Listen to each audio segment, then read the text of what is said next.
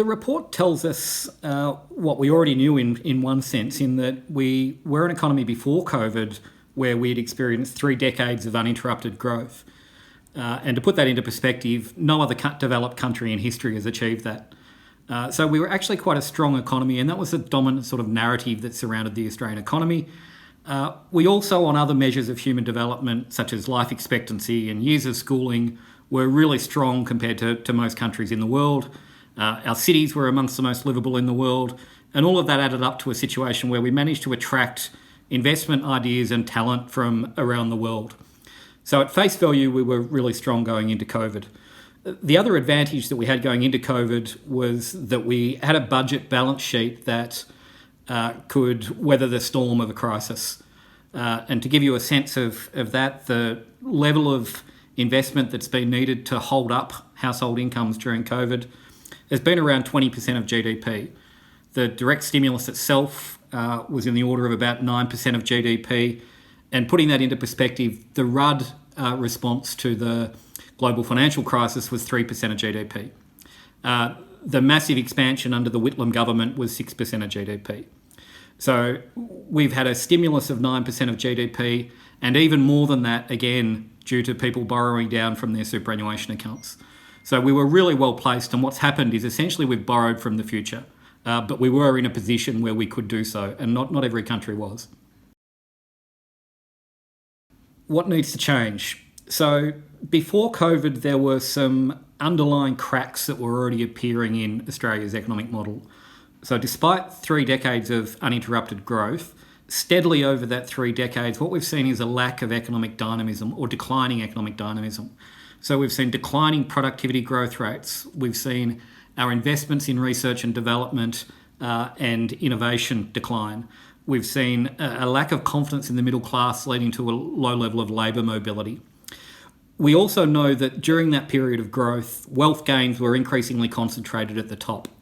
At the bottom, of course, we know that entrenched disadvantage has persisted in a way that really shouldn't be able to persist for a developed country such as Australia, with things such as our unemployment benefits through our New Start payments actually being set at a level that's below the poverty line. But the real driver of sort of the struggles we've had with economic dynamism has been in the middle class. Basically, the middle class growth engine has stalled. Stagnant real wages and limited advancement and opportunities for the middle class since about 2012 are kind of the dominant feature of an economic model that's lost its dynamism. More fundamentally, we know that we've always struggled in Australia to reconcile what is a very resource-intensive economy with shifting environmental consciousness and responsibility. So as we look at this report, we still see that we're failing to reconcile the needs around issues such as climate action, around building a circular economy, around maintaining our biodiversity. These are areas where our model is simply not on track.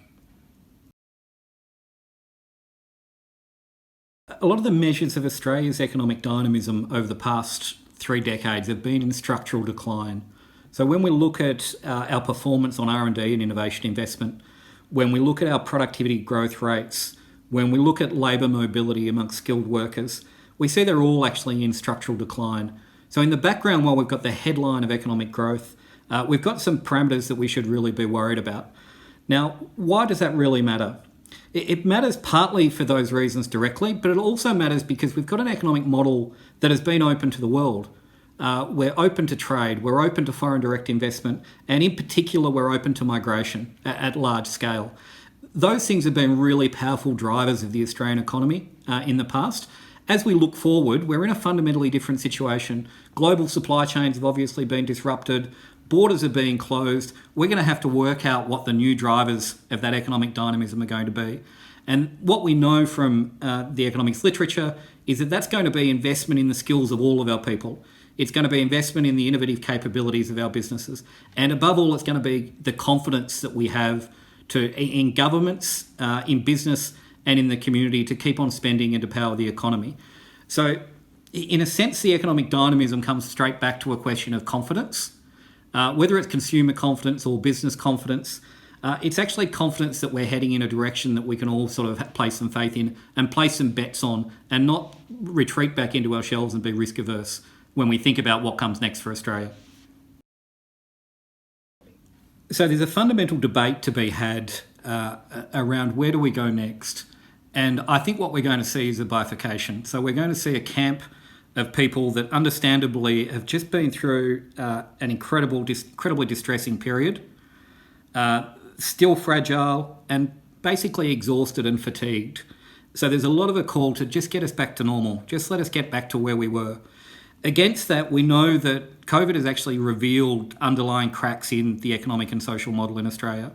We've seen huge sort of concerns that were already there in broken systems, whether it's mental health or levels of alcohol consumption or concerns about domestic violence. These areas of weakness have been amplified by the COVID experience. And, in a sense, it's a great struggle to work out how do we hold these two audiences together, these constituencies together, that those who want to sort of go back to normal and want some stability back in their life, along with those that see this as actually the opportunity for the more fundamental change that maybe we'd shirked a little bit earlier. So I think however we proceed and the pace at which we proceed in addressing some of the underlying challenges, I think we do have to be really cognizant of how we're going to hold the community together. I think we are going to see more and more social fracturing as we sort of go through some of these debates. And ultimately, I suspect that's going to play into the political domain as well. And so the real challenge for our political and business and civil society leaders right now is to hold the conversation together for long enough to get us to a sensible situation, to resist the temptation to go back into our camps, and to work out how we can have a slow enough and steady enough conversation that means we have a proper deliberation around the long-term challenges that were facing Australia before COVID, but are even more acute post-COVID. The Sustainable Development Goals are a really powerful tool for taking a more balanced and integrated perspective across our economic, social and environmental outcomes. And we can see with COVID that we really do need that balance as we think about the economic model that's going to drive Australia forward.